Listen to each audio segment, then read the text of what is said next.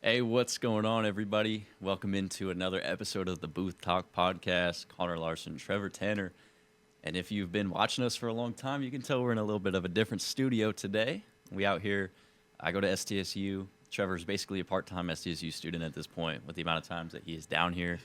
And we are using a KCR podcast studio. So shout out KCR for, I didn't, thanks to you for letting me use it. Yes. So we're here today doing another episode of the pod, and this is honestly going to be a pretty fun one. We're going to be answering questions. If you guys follow us on Instagram, which you need to be, by the way, at booth_talk_ on Instagram, we're going to be answering some questions from the people today in the topic of hot takes, sports topics that they want to get our opinions on. So that's kind of what we're going to be doing here today, is giving our takes on some of these topics. Trev, it's a dope studio, bro. Like, Dude, I feel like legit right now, man. I know, right? It's pretty sick, dude. I think we both said it earlier. We feel like little kids right now. You know, Yeah. like we're just out here. I feel legit. Which people say that we already are, but It may have taken some time to get everything situated. You know, read the manual. shout probably- out to that manual. Yeah, maybe the best manual of all time. Yeah. So yeah, we're here now. Make sure you follow us on Instagram. I just mentioned it, but you definitely need to be following us on Instagram, TikTok. Follow our personal ones. Everything is in the description. The description is the place to be to get more Booth Talk content. But we're here doing this question and answer type of episode. So first question, I guess if we just want to go, you want to just start it from top down? Mm-hmm. And this is one that you might be really knowledgeable about. Yeah. This one comes from a special someone in Trevor's heart. Shout out to her. The question, Trev, why can't the Chargers play defense? You know, I know why she's asking this. It was from that wild card game. We were watching it, and she goes, "How come when the Patriots have the ball and they throw it, there's no one around them?" And then she goes, "But then when the Chargers throw the ball, there's someone right there. And when the Patriots run it, they get like 12 yards. And when the Chargers run it, there's someone right there." Babe, I don't know. Okay, like I'm trying to figure that out too. All right. You know, Chargers just hired a new DC.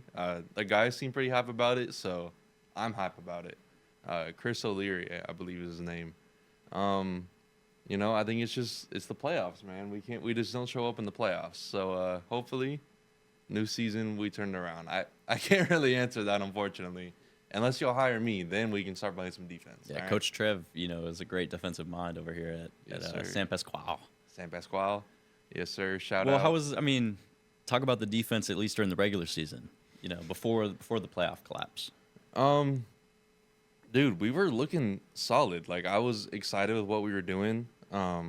We have a lot of pieces. Like, our edge rushing is pretty good. We got Mac, Thule, and then our secondary was elite.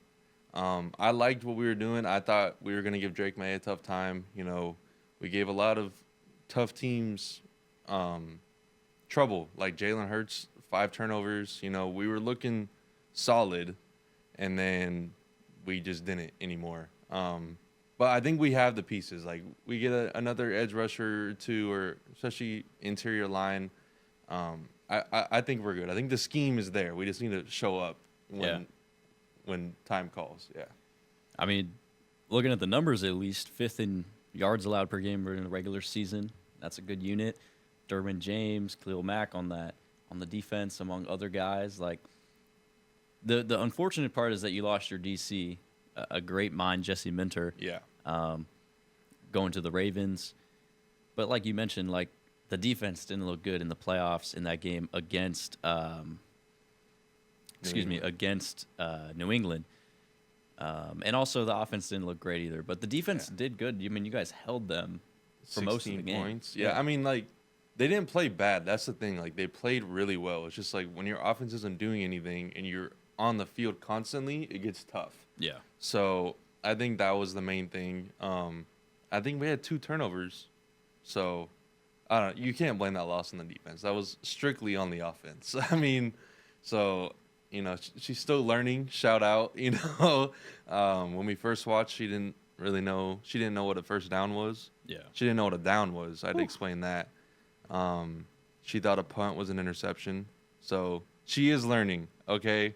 That's So, a new one. yes, shout out to her. You know, she's learning. Maybe a little too much because it was a little frustrating when she's calling it out directly. And I'm like, all right, yeah, you're right. Got it. I'm seeing it too. All right. I've honestly never heard a punt called an interception. So Yeah. that's new. Next question. And this is a great topic. Shout out Hector, GOAT photographer Yes. down there at Palomar College. He asks, are the Dodgers ruining baseball?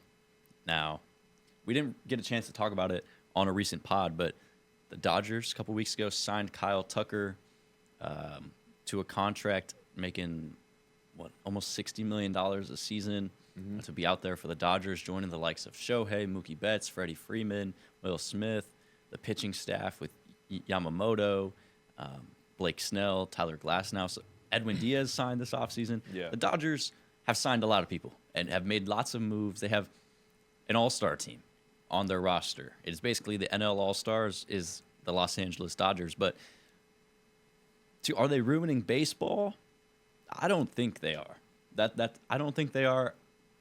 I'll expand upon that in a minute.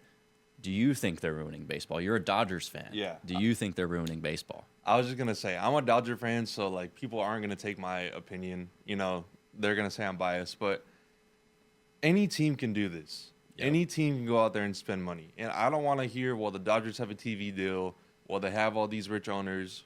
Well, either A, tell your owner to spend money, because the problem is other teams aren't spending money. That's the big thing. Kyle Tucker was the #1 free agent for months. I mean, he just got signed. Any team could have signed him. Go get your money up. Like, I don't know what to tell you. Yeah. You know, like, we're not ruining baseball. We're doing it within the rules. It's not like we're bending the rules. People want to talk about the what's the word I'm looking for? Deferrals. People talk about that. I mean, it's not allowed. We're just doing what we're allowed to do. And isn't the whole goal to win, build the best lineup you can possibly build? I don't get why they get so much hate for that. Other teams can do it. They choose not to, or they spend money on the wrong guys. I think that's a big thing. So, no, I don't think the Dodgers are ruining baseball at all. If anything, it's making the game better, in my opinion. You know, I think it's good to have a villain in a sport like New England for the longest time in the NFL, and now it's the Dodgers. They're going for the three-peat. Everybody wants to beat them. Like Mookie Betts said a couple years ago, every game is going to be the other team's World Series, which is hard line. But, yeah, I don't think the Dodgers are ruining baseball at all. Yeah, I mean, that's true. The Angels, 6-0 against the Dodgers last year. That was basically our World Series. 7-0. 7-0. Yeah, there was a 4-game series. Yeah. Hey, undefeated against the champs. Yeah. Yeah, it's an interesting topic. I mean, look, I agree with a lot of what you said. Like, teams need to spend money. And you see, there was a graphic I saw a couple days ago on Instagram, and it's like some teams have spent like maybe $1 million, $2 million, $10 million this whole off season in major league contracts. Not even just major league contracts, even like just throughout the organization, even minor league deals. And then you see teams, obviously, the Dodgers, the Blue Jays have spent tons of money this offseason. But then the Red Sox, they finally just signed a major league free agent after, months of nothing. So it's like teams aren't spending money, right? And the idea of a salary cap is an interesting one. I mean, I don't see a problem. Like NFL and NBA have salary caps. And you see guys make bank. You see teams be able to bring in star players, bring in talent all the time.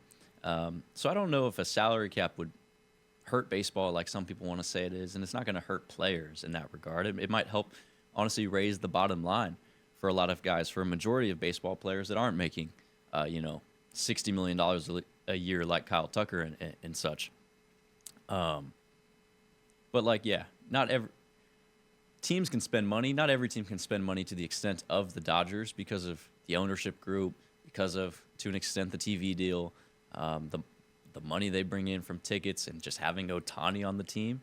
But at the same time, like, shoot, if you want to go and get Kyle Tucker, go and make him an offer. Like, yeah, $60 million a year is a lot of money for a guy. But if you wanted to sign Kyle Tucker or at least, make a competitive offer, like you have the opportunity to do that. Teams that sit back and whine and say that, we can't do it, doesn't make sense to me. Can the Kansas City Royals sign Kyle Tucker to $60 million a year? Probably not. But they can bring in, 4 different guys to accumulate $60 million in one season of contracts and then have a competitive team. So in terms of if the Dodgers are ruining baseball by signing and bringing in all this talent, I don't think so. And yeah, they won the last 2 World Series, but having a high payroll doesn't guarantee you anything. The Angels have had one of the top payrolls in baseball, especially when they had Trout and Ohtani, and we never even made the playoffs. Yeah. And yeah, payroll doesn't mean anything. They have to actually show up. I mean, speaking of the Angels with Rendon, you guys gave him a fat contract and he did nothing. Yeah. And also, like, who wouldn't want to go play for the Dodgers? Like, you're going to get paid. We know that. And even if you're kind of like a middle-tier guy, you have a legit shot to win the World Series every year. Yep. Isn't that the whole goal? Like, why else are you playing if it's not to win the whole thing? So why wouldn't you want to go play for L.A.? You're living in L.A. Like, you don't want to go live in Cleveland. No. Like, that's another thing. Like, the Dodgers have that advantage on where they are located because you want to live in San Diego, L.A., New York, Miami, like those like top cities to live in. You don't want to go live in Milwaukee. Mm-hmm. No, nobody wants to do that. And another thing, I saw someone say, oh, the fans are so spoiled.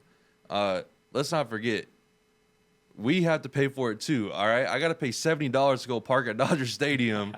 All right, I got to pay $250 to go sit up there with Jesus Christ himself to watch these games, okay?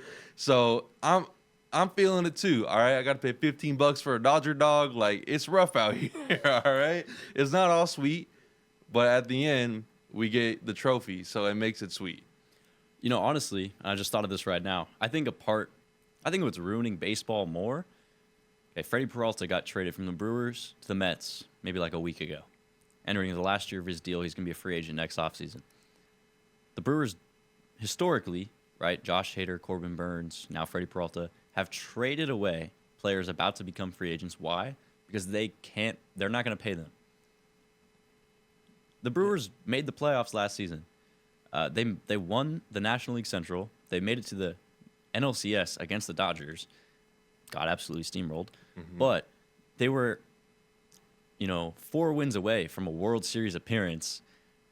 Fast forward 4 or 5 months, you just traded your best player, your best pitcher, out the door to a in-league rival, the New York Mets. Yeah, they got great young talent back. We'll see if those guys end up being, great players. But that is worse for baseball, in my opinion, is teams basically saying, yeah, we're not going to I just kind of had a thought of like what I said was like, but also like if you're not going to re-sign them, then trade them. So like I can see the logic behind it, but for a team to just say, yeah, we're never going to re-sign any of our players and just they trade all of them away, it is kind of crazy to me. I don't know what your thoughts are on that at least. Yeah, and I mean that's what the Padres did. Like when you and I were kids, like Adrian Gonzalez, he wanted a contract. He said that Padres never even gave him an offer. Mm-hmm. Because they knew like they wouldn't be able to afford him or didn't want to afford him. Yeah. That's really the thing. They didn't want to put him on their salary, which sell the team. If you don't want to pay your players, if you don't want to have a legit contender team, sell the team or put up money. Those are your only 2 options. I think it's a disgrace to fans, like for you, for example, as an Angel fan, where you go out there and you see this mediocrity at best every year. You're hoping to be above 500. That's a win for you guys, right? Yeah. Yeah. So, and that's sad. Oh, we went 81-81. That's a good season for us. No, that's bad. That's trash. Go out there, spend the money. That's the thing.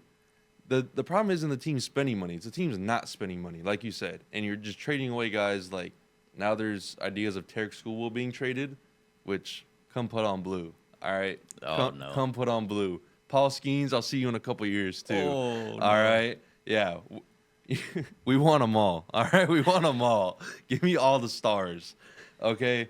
That's the problem. Why are these big name guys trade targets? That makes no sense to me. It's not the problem isn't the team spending money; it's the team's not spending money. Yeah, I mean, you just mentioned Tarek Skubal, right? He's in arbitration right now. He files for, I think, $32 million is what he wants to get paid. The Tigers, I think there's a $13 million gap. So he's asking, or the Tigers are like, we'll pay you, what is that math? 19 something million dollars. Look at Trevor, bro. We can't do it on a broadcast, math that quick, but we could do it on a podcast. But anyways, there's a $13 million gap between what Scuba wants and what the Tigers offered for arbitration. And odds are he's leaving in free agency because the Tigers don't want to, man up and pay the money. This dude's back-to-back AL Cy Young, best pitcher in baseball. Your team is a playoff contender, and you don't want to re-sign the best pitcher in the world, the second best pitcher in the world? Like, that doesn't make any sense to me at all. Like, in his prime, you just are like, yeah, he can leave. Yeah, it makes no sense. I don't understand it. Like, at that point, why are you even playing the game? Yeah. Like, if you don't want to contend, why are you wasting dudes' times? Yep. Why are you wasting the fans' times? Like, sell the team. Sell the team. Sell the team, Marty. Like, you go out there to win. Yep. All right. And another thing, if you go out there, as long as you guys have fun, fuck that. Okay? Winning is fun. Winning is fun. We are dropping F-bombs on Booth Talk now. Sorry. Excuse my language. Okay? But that is the most weak mindset I've ever heard. As long as you had fun. No, we lost. I didn't have fun. I mean, it's not Little League no more. This is Major League Baseball, right? Yeah. It's not about having, we want to have fun watching or playing the game. But at the same time, if I'm investing my money into the Angels or you for the Dodgers, or even outside of that, any sports team, and we're paying for season tickets, for parking, for food, for jerseys, we're investing our emotions into this. I want you to put the best product out there on the field. So, Hector, thank you for that question. Yes. You're an absolute legend. We got 4 questions from my Uncle Brent. Uncle Brent, shout out to you for these questions. We'll stick with baseball for this one. I don't know how much fantasy baseball you've played, if ever. I've been playing fantasy ball since 2015 in a league with Uncle Brent. And he asks, Ohtani or Judge for fantasy baseball this year? Now, the thing about Ohtani is that, at least in the leagues I play in, there's 2 separate versions of Ohtani, the hitter and the pitcher. So we're just looking at the hitter version of these 2 players because the pitching is separate. Ohtani as a pitcher is probably a later round pick at this point just based on how much he's pitching. But Ohtani, Judge, those are the 1-2 in fantasy baseball. When I look at it, I've had both these guys on my teams in the past. I actually had Aaron Judge, if it is either one of his MVP seasons or the year where he missed a billion games because he got hurt. And Ohtani plays every single game. This guy's never hurt. Knock on wood. I don't want to see that. Besides him missing time on the mound, he's going to be in the lineup. So both had historic years last year. Both won MVPs.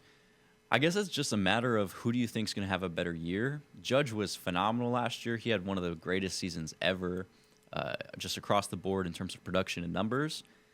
It's a tough one. If I had the first pick right now between those 2 guys, I would probably choose Ohtani because of, you're counting on him to at least steal 30, 40 bags. Maybe he can get up to 50. Hard to tell with him pitching, but you're counting on the offensive production and then the base stealing as well. I don't know. Take it away. Yeah. I'm glad that you went first on that one because I don't really play fantasy baseball. I think it's a little too much. I'm a big fantasy football guy. Also, I hate our dynasty league. This dude has 8 first-round picks this year. Yep. All right. He traded away all of his stars. But, okay, that might have changed my answer because I was like, well, pitcher and hitter. Why wouldn't you? So you're going to have to learn me a little bit. Stealing a bag gets you points, I'm assuming? Yeah, so different leagues have different settings. For the league that we play in, it's basically you set your lineup each day and they accumulate their stats, how many hits, doubles, singles, triples, home runs, RBIs, strikeouts, for hitters at least. And then it's categorized in your scoring. So it's like my players this week have hit 8 total home runs and your players have hit 7. I get 1 point. Oh, okay. Because I won that category. Gotcha. So in our league, that's how it works. Gotcha. Also, it sounds like Uncle Brent's trying to get some knowledge on you. All right, he's trying to see where your head's at. All right, I say Uncle Brent. That's it. We're not brothers, by the way. Okay, I know a lot of people think that we're not brothers. Okay, brothers from another mother. More than that. All right. Moving on, but it's tough because like the reason why I would kind of lean Judge is just because the ballpark that he plays in. Sure. You know, it's a little league ballpark. You know, it's a short fence. Okay, so he has the opportunity where he's playing there half the season, and you know he's gonna have more opportunities for home runs.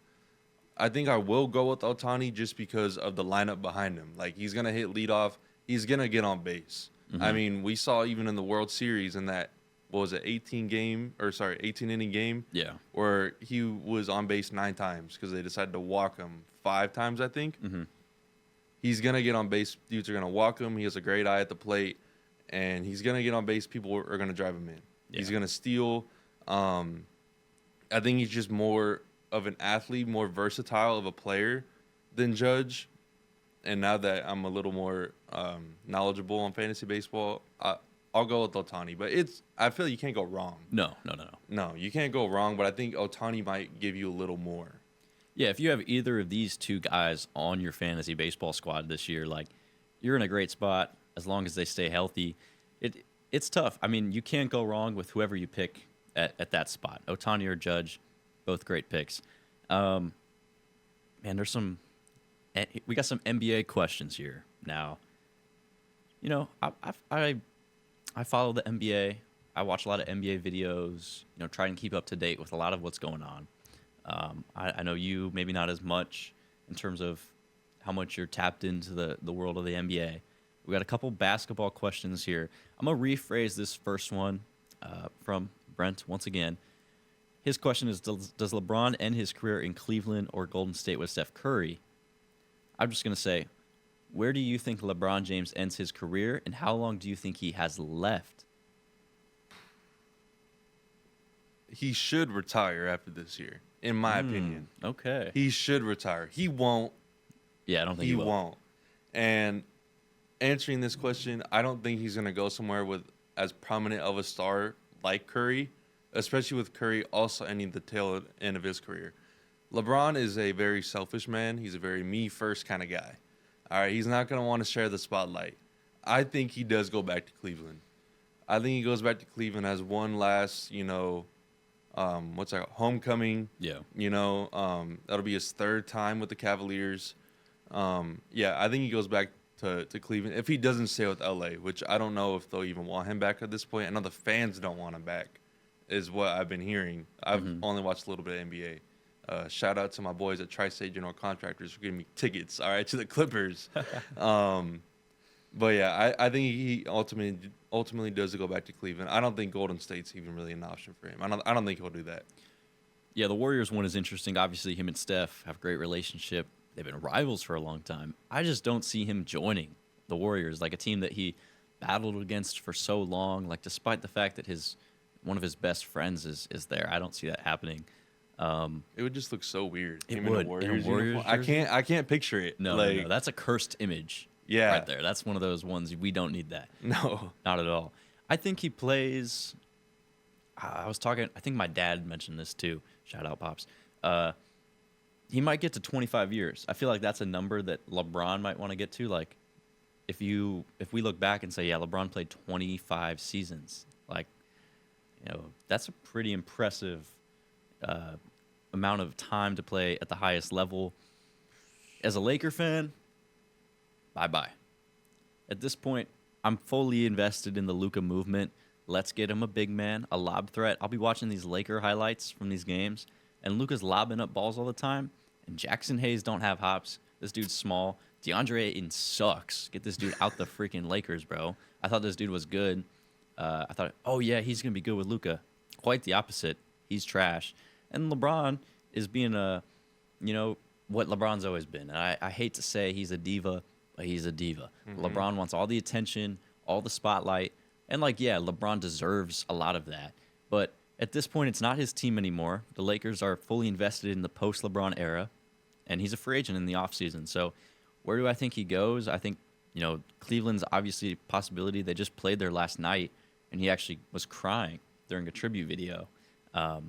We also saw Bronny throw it down in Cleveland. That was sick. Yeah, I hope, as much as I love LeBron, when he signed with the Lakers, I was low-key crying, bro. I was like, we got LeBron. Let's go. He won us a title, and now he can dip because at this point we got Luka. He doesn't fit with the team. He's getting old. I don't know where he goes. Maybe Cleveland. I don't know. I don't know what places I can really see him playing, but I think he's got 1 to 2 more years. Maybe Miami. Teams up with Ja. He went there, right? No, he's still on the Grizzlies. I thought he got traded. No. Are we for real? Yeah. Dude, He didn't get the traded. past 2 weeks. It's been like a rumor that Miami's a potential landing spot Oh, for okay. John Morant. But I thought it was official. Yeah, not yet. Dang. That shows my basketball knowledge. I don't claim to be an NBA guy. I hate the NBA personally. Yeah. So another basketball one is about Giannis. Giannis and the Bucks have had such a weird. It's like a toxic relationship with over the last year. Just the way it's like, oh, Giannis has privately requested a trade, and then he says he's going to stay in Milwaukee his whole life, and then the Bucks said they thought about trading him to the Knicks. Just a whole bunch of blah blah blah. But apparently now both sides are fully invested in at least either this deadline next Thursday or in the offseason moving on from Giannis. It's really hard to do it in season. A team's going to have to give up a whole lot, and if you're a contender, you kind of probably don't want to trade your whole roster away for Giannis. Brent asked, what's a better fit, Golden State or Detroit for Giannis? The Pistons have had a great year this year. Between these two teams, it's the Warriors. I want to see Giannis and Steph Curry. Like, that would be dope. That would be a great fit between those two. I don't think he fits as much with the Pistons, and an interdivision, interconference trade doesn't make much sense to me. You got any thoughts on the Giannis thing, where he could go, anything of the likes? You're gonna have to again educate me. How Sure. many years left does he have on his contract? Do we know? Oh, that's a good question. Because that plays a role. Because I don't know if Milwaukee would trade him realistically. Well, here's why I think they're at a point where they need to trade him is they've reached the point where they can't really make improvements to the roster. They traded a lot of their first round picks away for Drew Holiday back in the day for Damian Lillard. Neither of those guys are on the team. Now they have Miles Turner, and they have no cap space, no assets. Their first round picks are elsewhere, so they don't control their future. And Giannis is 31 on a bad team that, okay, if we look at it, when could they compete again? 2 to 3 years at the earliest. You're putting Giannis 33, 34 before he's back on a contender. I think what's best for both teams is to move on. So in terms of your contract, I'll look at that real quick. Okay. So from what I just gathered, their window is closed as of right now. Yeah, their championship window is done. Okay. That plays a big factor. Yeah. I don't know where he would get traded. I heard the whole he asked for a trade, and then it was kind of like, oh no, he didn't, and then I guess it's come out publicly now. Golden State would be cool. I just don't think it would happen this season. Talking like a mid-season trade, but dude, the NBA trade deadline is crazy. That's probably their best aspect is their trade deadline. You see actual stars get moved. Like the NFL, there's all this hype. Oh, this guy's gonna get moved. This guy's gonna get moved, and then nothing happens. Yeah. So that's the one thing that the NBA does have. Yeah, I don't know. Golden State would be cool. Come over to LA, and I ain't talking about the Lakers. All right, come team up with Kawhi. Come team up with James Harden. We don't want to see that. I think everybody does, bro. First of all, into a dome, fire. Okay? This might be the first Clippers fan anybody's ever seen in the flesh right here. That's a team I claim, okay? I'm glad I'm not I'm a Laker fan, because then they're going to be like, oh, you're a bandwagon. I don't really follow the NBA. But if people ask me what's your team, I just say the Clippers. All right. Okay. That's a choice. It is a choice. Giannis has this year, next year, and then a player option the year after. Okay. $62 million player option. He'll probably opt out, get a new deal. But, yeah, the Giannis championship window with the Bucks is done. The Knicks, the Heat, The Timberwolves I saw were possibly interested. The Spurs, lots of potential options for him. 2 more questions. One more from Brent and another one from McLovin. He doesn't even follow us, by the way. I don't even. Who is that? You know? I don't know. He doesn't follow us. None of us follow him. But shout out to you because you somehow found us. Yeah, hopefully he's watching. But Yeah. we'll finish with these 2. Of the 2 NFL head coaching positions left, Arizona and Vegas, Cardinals, Raiders, which one is better? I think we're going to have the same answer for all of these. I don't think we've had one disagreement. I think it's clearly the Raiders. Yes. Honestly, I haven't heard even one interview that the Cardinals have had. Have you? Are they interviewing head coach? Yeah, I don't Do know. they know they have a head coach vacancy? I don't think that they do. They might not. Because I've heard of every other team besides Arizona. Yeah. I don't think anybody wants to go there. Like, they probably call them up, hey, you want to come for an interview? Nah, I'm good, man. They're like, oh, what team is this? The Cardinals? Yeah. Hang up. Yeah, or they don't even answer it. They just see like see the Arizona like the Cardinals, Phoenix area, the Phoenix area code. I ain't answering that phone call. There you go. I'll stay where I'm at as a coordinator. Yeah, I think it's the Raiders, no doubt. They have a lot of cap space, like we've said. Yeah. They have the number 1 overall pick. You know, you're gonna be able to kind of control what you do. They clean house. You'll be able to bring in your staff, the guys you want. You know, there's a lot of decisions to be made, like with Max Crosby. You know, do you keep him? Obviously, he's a great player, but he's getting up there a little bit. Does he want to stay a Raider? You know, I think he does, but I think he also wants to win. Yeah. So, you know, you have a lot of moves to make. You can kind of build this team how you want to. You're not really tied into a lot of contracts. You guys are pretty young, too. Yeah. You know, you have Genty, you have Bowers. So those are some high-powered. You guys could be a high-powered offense. If you get the right offensive mind in there, if you get a good quarterback, which you won't with the first overall pick. Cap. Clip this. He's not. Okay, he's not. Anyways, I've gone on enough about him. But, yeah, I think it's the Raiders by far. Again, I've not heard one name go to Arizona. Not one. Yeah. Yeah, no, I agree. I mean, I'll talk about the Cardinals for a minute. Who's the quarterback going to be? Because I think we all can expect Kyler Murray's done. I mean, they benched him for majority of the year last year. So quarterback's gone. They have the 3rd pick in the draft, which is a decent spot to be at, right? There's tons of talent in this draft. They're not going to get a quarterback, but they have a chance to get a high-impact defensive player or maybe an offensive lineman, wherever they decide to go. But Arizona, it's not talked about enough. They've been a really historically bad NFL franchise. Like, they're a poorly run team, right? They made the playoffs a couple years ago with Kyler Murray, first-round exit.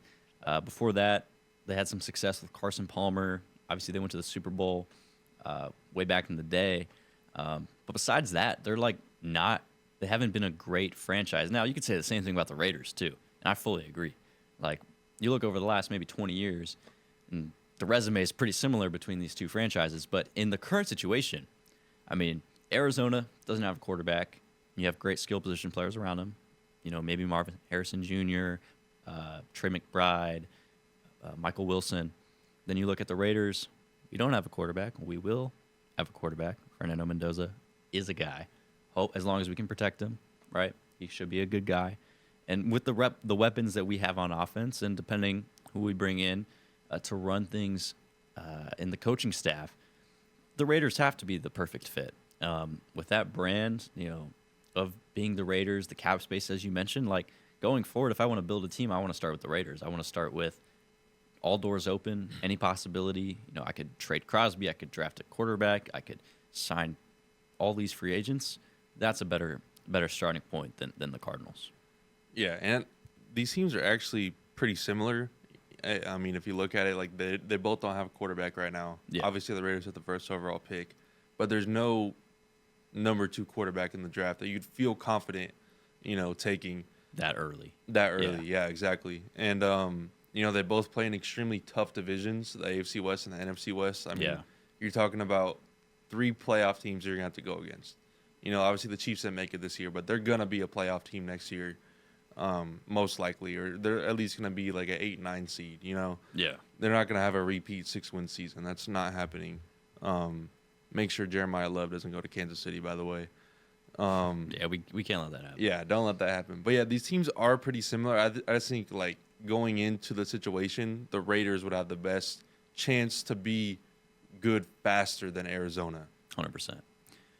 Before we get to the last one, I totally wanted to mention this. We talked about this a little bit at the end of the last pod. This is the Bill Belichick thing. Now, I'm not going to name the individual because I don't think that's right to do, and how I know them or talked with them. But earlier today, talked with a individual who is a Hall of Fame voter. Crazy. Yeah, I didn't know this ball knowledge was going to be lack of ball knowledge. Actually, was going to be dropped on me today. Yeah. But you know, me and this individual are talking. They ask, I don't want to give too much away, but the question was asked, like, what are your thoughts on the Bill Belichick not getting in? Individual says, well, what do you guys think? Like, who would have voted for Bill Belichick? Me. Duh. Yeah. 6 Super Bowls, 8 total, 6 as a head coach. Yeah. Duh. Individual says, I have a vote, and I didn't vote for him. I'm like, I literally audibly go, no way. No way. And I'm like, explain yourself, please. Like, you have to do this. Like, This is a huge topic. You're one of the people that didn't vote for Bill Belichick to get in the Hall of Fame first ballot. And this person says, well, because he cheated. Mentioned Spygate. He's like, look, there's been people that have been caught for PEDs, like said they have or been caught and denied it still, that we've left out of the Hall of Fame of different, we'll just talk about football, have been left out of the Hall of Fame and even been punished, a couple years before they eventually get in. This individual mentioned Antonio Gates, right? A couple years ago, when he was eligible for the Hall of Fame, he didn't get in first ballot, despite him being, all-time tight end and in some statistics. I thought it was when this person said that they didn't vote for Bill Belichick, I was shocked. We asked, like, well, then who'd you vote for? Mentioned Drew Brees, Larry Fitzgerald, Luke Kuechly, Willie Anderson, and Adam Vinatieri. Wait, this person voted for Drew Brees? Yes. Couldn't you say the same thing about Bannygate then? You could. Because Drew Brees was a part. See, I'm sorry. Continue. No, that's a good point. So this person keeps talking, explaining themselves about their vote and who they voted for. And then I say, okay, so when Tom Brady's eligible, and I think it's 2 more years, are you going to hold him to the same standard? Because Tom Brady, infamously, not only was he on the team in Spygate, but Deflategate. Tom Brady knowingly and willingly deflated footballs in the AFC Championship game against the Indianapolis Colts for an advantage. And he lied to the commissioner about doing so, that got caught and suspended 4 games. Yeah. I asked this person, are you going to hold Tom Brady to the same standard? The answer, no. No. They said, I'll give Belichick a little bit more weight to that scandal than Brady because Belichick knows all. Absolutely insane take. If this person ever ends up watching this, I want to say in my limited time with you, I've learned a lot. You're definitely a cool person. I don't want to just totally bash on you, but I think this is outrageous. The fact that you're going to punish someone whose resume tops any other coach in the history of the NFL. Yeah, and I had mentioned that when we were talking about it. I said, I guarantee you there was at least one person that said something about Spygate and Deflategate. Yep. And then, like, reports started coming out, and then you had texted me that, and I was like, first of all, that makes me look like a genius right now. Because that was just, like, off the dome. I wasn't even thinking about that until I said it. Yeah. I don't agree with that whatsoever. Because, first of all, the NFL should have taken care of that. If they were truly, what I'm trying to say is they shouldn't be punished for that because we don't have all the evidence. The NFL said, well, we can't really come to a conclusion because, well, the Patriots got rid of the evidence, really. Yeah. Like Tom Brady, literally, he has said he threw his phone in the ocean. He smashed it and he threw it in the ocean. I don't know. I just don't understand punishing a guy for that. He won 6 Super Bowls. It wasn't just because of that. You're going to tell me that he won 6 Super Bowls. And even one of them was because of Spygate or Deflategate. Absolutely not. There's no way. Sure, it may have given them an advantage. Sure. Okay. And again, we don't 100% know this is true or not. Okay. Sure, maybe it gave them an advantage. I don't think it's right to punish them for that. And then going back to now baseball, no 2017 Astros should make the Hall of Fame. Okay, if we're going to be doing this.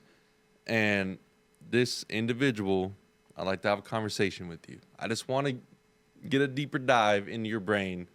Clearly, this person has a lot of power. Now, they did say that they do think Bill Belichick is a Hall of Famer, just not for that they have to, that Bill Belichick had to be punished 1 year. Yeah. Well, I guess that's my question. What point are you making with that? Mm-hmm. That's what I really want to know, and I would love to have a conversation. It was crazy too because this person said, "Yeah, I was still surprised that he didn't get in." Like, okay, so you thought you were the only person in that room in that committee of voting that thought the same headspace as you. Like, there's definitely other people that are like, "Yeah, not this year," for maybe other reasons besides, the scandals. And yeah, this person mentions Spygate, largest fine. Patriots lost a first-round pick. They got fined. Bill Belichick got fined $500,000 for this Spygate. So it was obviously a big scandal. The evidence was destroyed. That's pretty serious stuff. Sure, he's already been punished, but to exempt him from first ballot Hall of Fame status is blasphemy. Yeah, and being in the Hall of Fame, I mean, obviously it's like you were one of the best to do it, right? Yeah. So, like, again, what point are you making by saying, okay, well, you won't have the title first ballot Hall of Famer? Yeah. But then you're also saying that you agree he should be in the Hall of Fame. It feels like it's being biased at that point, in my opinion, because you're saying he is a Hall of Famer. Oh, but he has this, and that. You can say that about anyone. Okay, if we really deep dive into it, you can say that about pretty much any Hall of Famer. Well, he did this, so he shouldn't be a first ballot. There's a lot of things that go into that. Yeah, I don't get the whole, well, we're going to punish him just so he can't be a first ballot. Bill Belichick's one of the greatest coaches of all time. I think it's unfair. I don't think it's right. And again, if you are watching, please come have a conversation. I want to dive into your brain and see what's going on. Not like maliciously. I just want to have a conversation and talk because I feel like we could have a great conversation. In my limited time with this person, I do respect them a lot. So if you're watching, I want you to know I respect you. All respect due. Yes. Yeah. I just don't agree with that decision. Yeah, and that's fine. Which you understand. I know you understand. All right. Final one from Mr. McLovin, who doesn't follow us, and we don't know who this is. Which sport is the easiest to learn /master, and which is the hardest? When he says learn/master, I'm assuming he's meaning play and not just like to know. I think. Yeah. Like what? I guess. What's the easiest sport you think to go pro in? To go pro in. You and I actually had this conversation. I think we did. And let's keep it to what? Just like the four major sports. 4 major sports, I guess. Let's name it baseball, football, basketball, hockey. Okay. We could throw. Do you want to throw soccer in there? I don't really care about soccer. We could throw soccer. All right. In there, So those 5. Those 5. Okay. Well, my hardest one is gonna be different than. We'll get to that. Let's start easiest. Easiest, I think, would be basketball. And the reason I say that is just looking at the NBA right now. It's a 3-point contest. Okay, there's not a whole lot of defense played, and I think like if you could just get your shot down, like if you gave me. Now I'm not the biggest guy. I'm only like 6'3", which everyone that like sees me and is like, "Oh, do you play basketball?" But I'd be. Small, I don't want to say small in the NBA. Yes, thank you. I was gonna say another word. I don't want to say that. I would be tiny in the NBA, bro. Like 6'3" is not a big human being in the professional basketball world. Yeah. But I think like if you gave me enough time to like really dial in my shot and I was consistent, like I'm not saying I'd be a starter, but like I could be like a 12th man on the bench. Like I could be on there. I think that's like football. There's physicality. There's a lot of mental that goes into football as well, which I don't think people really understand. Like there's a lot that goes into a week of preparation for a game. Like you're getting thrown a bunch of info and you got to know this in 4 or 5 days. It's insane. Yeah. Baseball is one of the hardest sports. I think hitting a baseball is probably the hardest thing to do in the sports world. So that's out. And then even pitching, like, you got to throw upper 90s to 100 now. Like, with how the game was evolving, before you could get away with, like, lower 90s, nowadays, like, dudes are throwing 100 like it's nothing. Yeah. You know, they're throwing curveballs that are like, dude, how is a curveball moving that fast? Or like a Clayton Kershaw where it came up here and then all of a sudden it just drops. Like, insane. Yeah. And then hockey, I mean, I can't skate. I can't even ice skate. So imagine me trying to hit a puck. And that's a physical sport, too. Yeah. I mean, golly, I went to a hockey game a couple months ago. I didn't realize how physical that thing is. Yeah. I mean, dudes are just getting thrown into the wall. Like, yeah. But I think basketball probably the easiest. Like, you give me 2 years, you see me out there. I'm going to pick soccer. I feel like if I conditioned enough, right? Like, let's say we have a 2-year timetable to go pro in this sport. You know, if I'm running enough, if I'm doing enough drills, if I learn to kick with the left, I don't even have to, I could be a defender. I could play midfield or forward or back, left, center, mid, whatever the positions are. Like, I think I could do it. I haven't played soccer since I was in, like, the 2nd grade. But,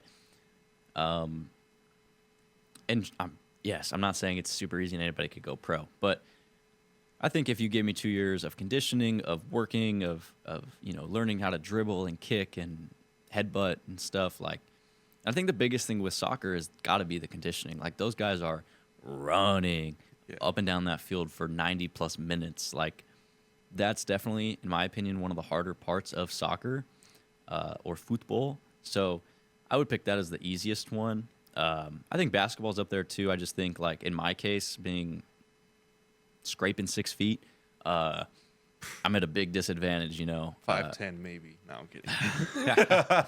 But if Victor Wembanyama's in front of me, and despite it, like, if I can shoot a 3-pointer, like, I'm prime Steph Curry, but Wemby's in front of me, I'm getting that blocked 10 out of 10 times. Yeah. I am too. Yeah. Yeah. So soccer would be my easiest. The hardest, look, I think baseball has a lot of really hard aspects, right? Hitting a ball, hitting a Paul Skeens fastball or a Clayton Kershaw curveball, definitely really hard, and just the mental grind of baseball. But I'm honestly with you on football. I want to give hockey its credit too. That's really difficult. But football, I think, for me, is the hardest sport for reasons you mentioned. Like, it's so physical, dude. These guys are getting in car crashes throughout the course of a game, just getting absolutely beat up. Then, like you said, the mental focus and preparation to be able to absorb, the game plan throughout the course of the week. And you get beat up on Sunday. You're in there Monday morning watching film. Tuesday, you're off. And then Wednesday, it's like, all right, practice, film, game plan, install. It's like so much mentally and physically that you have to go through just throughout the week to get to Sunday or to Monday night. That's physically demanding, and that's really, really difficult to do, to get to that professional level. And of all the sports, like football, professionally, it's got to be the smallest amount of professional football players, just because there's only the NFL, UFL too, but that's not, we don't care. Yeah, no. But it's like there's no minor leagues, right? It's NFL or nothing. Yeah. So that's for me. Yeah, and I think to add to your point, like with the NFL, it's also hard in the aspect of if you drop a game in the NFL, like that's a big loss. Yeah. Like you lose 6 games and you're like, oh, I don't know if we're going to make the playoffs. Like you can be 11-6, and that's a pretty good season. Yeah. And you could miss the playoffs. Or like in baseball, like it's like this the whole season, right? Like no team is going to be at their peak the entire way. Yeah. It's a long season. Even the Dodgers last year, we had like a month and a half stretch where we looked god awful. And it's just, can you get hot at the right time? Like you can lose 9 out of 10 games, and you're like, okay, as long as, we got to bounce back, obviously, but, it's fine. If we're talking the major sports, I think 100%. Wait, we're on hardest, right? Yeah, hardest would be baseball. Just because I think the reaction time is like a 1.5 seconds, maybe, to hit a fastball. Yeah. If we're talking non-major sports, I think I'd still give it to baseball, but golf is right up there. Oh, yeah. As someone that is trying to be good at golf, it is extremely hard. I mean, dude, I would watch it, or not watch it, but I would see people play it, be like, dude, that's easy. It's staying right there. It's in one spot. And then I get out there. Dude, it's hard.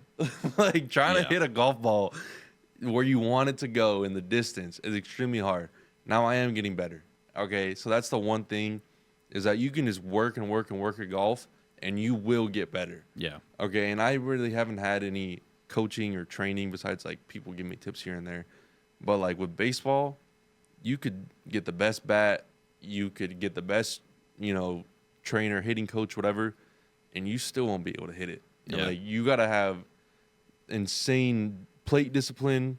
You got to have hand-eye coordination. Like, there's a lot of things that go into it, and it's a long season.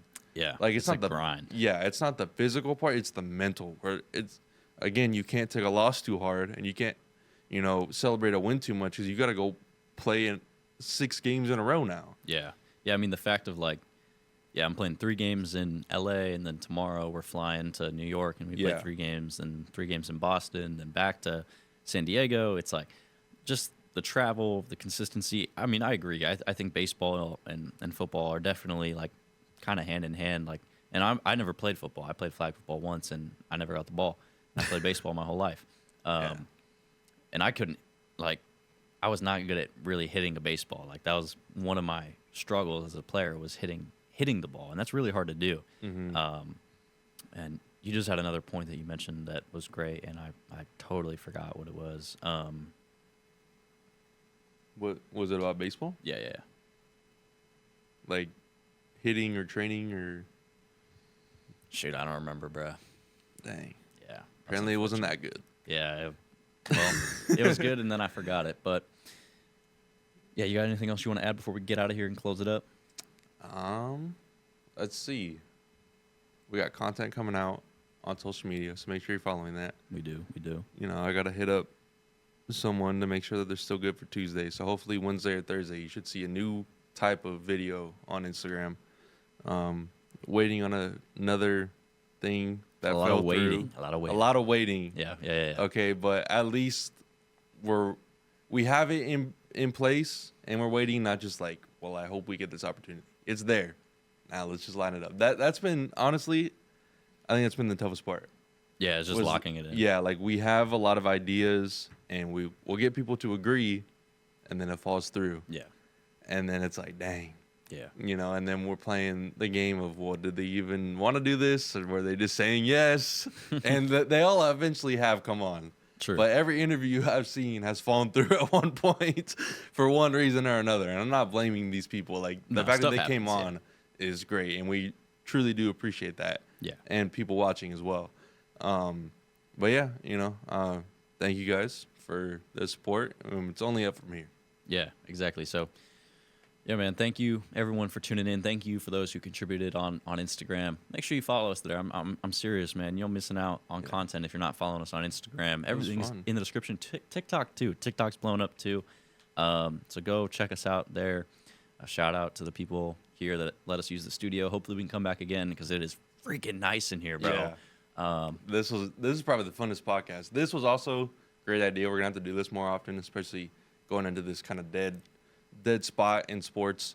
Yeah. But this studio was great. I've been looking at this monitor up here the whole time, just admiring ourselves. Yeah, no, I've just been looking at it the whole time.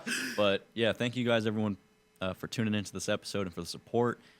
Stay tuned, obviously, for the next 2 episodes. We're gonna have a Super Bowl preview come out probably about a week from now, as we'll dive into the Patriots Seahawks Super Bowl 60. But thank you, everyone, for tuning in. Like, share, comment, subscribe, and we'll see y'all in the next one.